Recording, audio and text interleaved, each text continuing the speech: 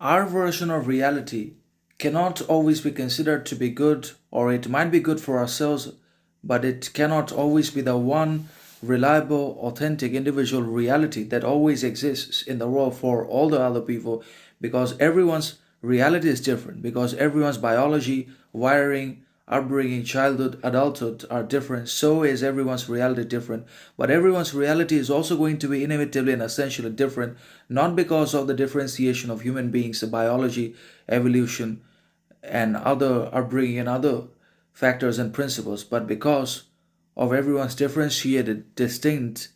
and significant kind of understanding, perception, character, mindset, ideology, perception, education, in accordance with everyone's differentiated and individual and distinctive education, upbringing, life, and torment, tragedy, and all else that they have it in their lives that they've passed through and overcome and conquered in their lives in one way or another, that obviously shapes their understanding, perception, and that creates their reality. So, our version of reality cannot always be considered to be obviously legitimate, authentic, all powerful, omniscient, because there is no one reality in the world. Reality exists for all people in the image of all people, or in the people's image, reality exists because everyone's interpretation and understanding, perception of everything is essentially different.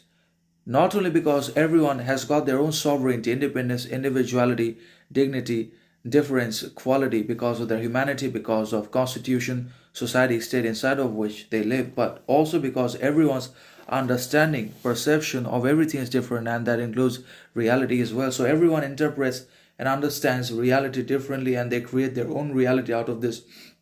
general or generic principle of reality, which we occupy little to less. If we have more power, wealth, riches, money into our hands, then we will occupy more of this arbitrary, invisible, subjective, and objective kind of reality, which is dominated by power, influence, and politics ultimately. And if we are weak, unwealthy, uninfluential, downtrodden, if we don't have that much power, money into our hands, then we will be able to occupy less and less of this whole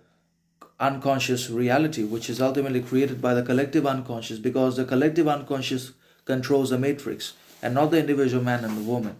So, the belief that only our view of reality is credible, important, reliable, and that is the only reality, then that is the most dangerous of all delusions, anyway. So, we all are delusional in one way or another,